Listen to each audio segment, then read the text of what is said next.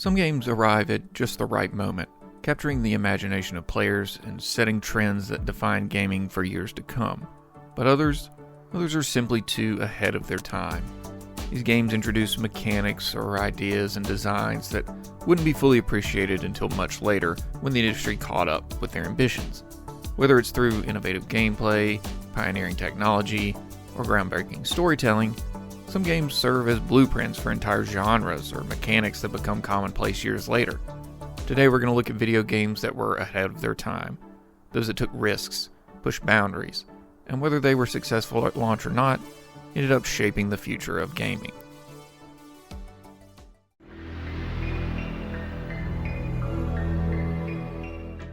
Before the likes of Grand Theft Auto 3 and The Elder Scrolls Oblivion popularized the idea of living, breathing open worlds, Shenmue was already doing something revolutionary in 1999.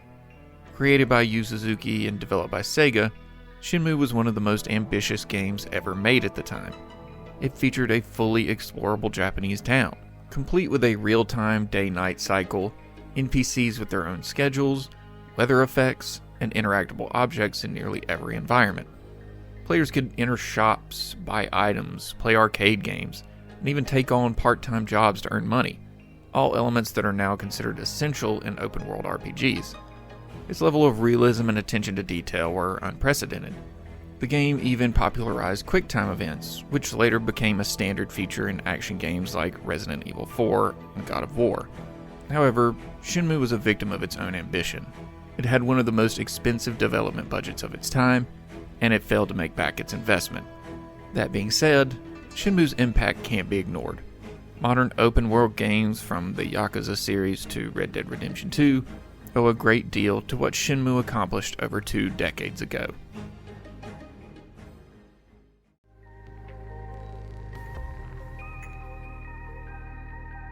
When Mirror's Edge was released in 2008, first-person shooters were the dominant genre, and most of them focused heavily on combat. But Mirror's Edge took a completely different approach. Instead of guns and firefights, it introduced a fast, fluid parkour movement system that put mobility front and center. Developed by DICE, Mirror's Edge had players navigating rooftops and cityscapes using momentum-based parkour mechanics. Wall runs, vaults, and perfectly timed jumps allowed players to flow through environments with speed and precision.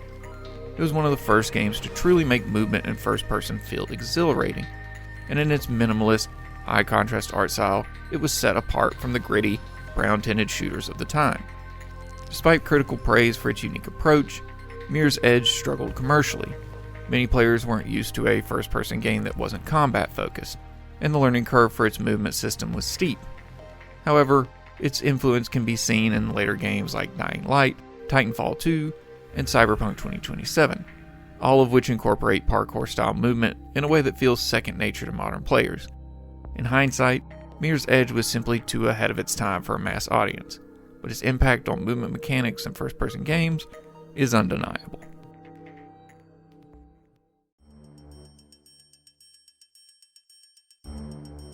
System Shock was released in 1994 by Looking Glass Studios, and it was so ahead of its time that most people didn't even know what to make of it. It wasn't just a shooter, it wasn't just an RPG, it was an immersive simulation that gave players an unprecedented level of freedom. Set on a derelict space station overrun by a rogue AI named Shodan, System Shock introduced mechanics that are now staples in immersive sim and narrative-driven FPS games.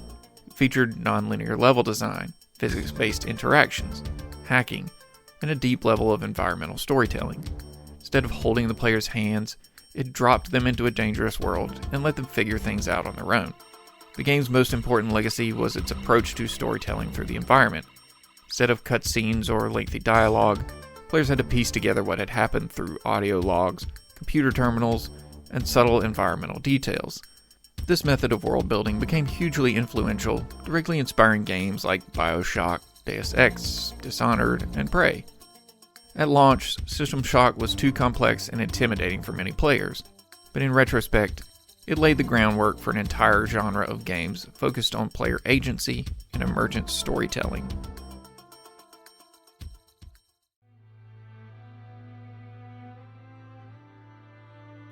In 2009, Demon's Souls was released on the PlayStation 3. And unlike most RPGs of the time, it was incredibly punishing. It had an intentionally cryptic narrative, and it also expected players to learn from failure instead of holding their hand. At first, the game struggled to find an audience. Some reviewers dismissed it as too difficult and niche, but those who stuck with it saw something truly special. A game that rewarded patience, strategy, and mastery of its mechanics. Demon's Souls introduced the now famous interconnected level design, methodical combat, and unique multiplayer elements such as leaving players messages for each other that would become defining features of From Software's later games. It wasn't until Dark Souls' launch in 2011 that people realized how revolutionary Demon's Souls truly was. Now, the Souls-like genre is one of the most influential and respected in gaming. It shaped titles like Hollow Knight, Neo, and Lies of P. But it all started with Demon's Souls, a game that was simply ahead of its time in every way.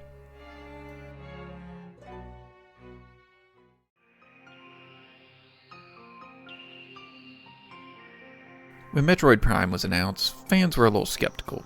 Turning Metroid into a first-person game, it seemed like a recipe for disaster. But when Metroid Prime released in 2002, it proved to be one of the most brilliant reimaginings of a franchise ever made. Instead of a traditional FPS, Metroid Prime retained the Metroidvania structure, focusing on exploration, environmental puzzles, and backtracking with newly acquired abilities. It also introduced an innovative scanning system, allowing players to gather lore and uncover the secrets of its alien world. This kind of in-game storytelling through exploration became hugely influential to later games.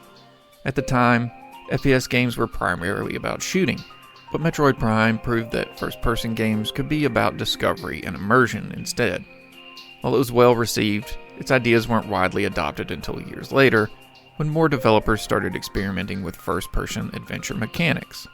Metroid Prime was truly ahead of its time.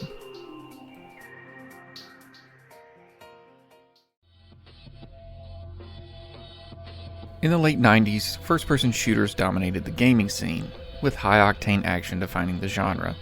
But Thief: The Dark Project dared to go in the complete opposite direction, introducing a first-person stealth experience, unlike anything before it.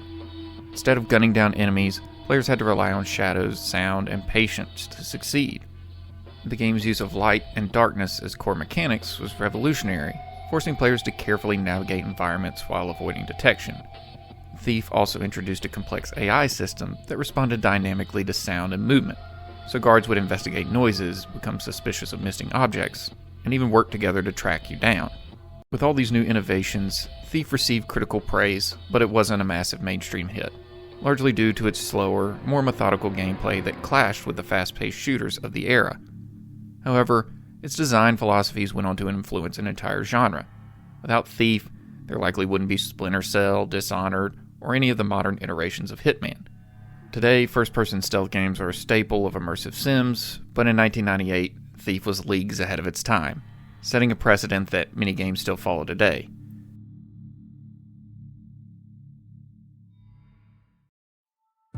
Some games launch at just the right time, while others are simply too advanced for the era they're released in. Whether due to technological limitations, audience expectations, or just being too ambitious, the games we've discussed today weren't fully appreciated when they first came out, but they laid the groundwork for some of the most beloved and successful games of all time.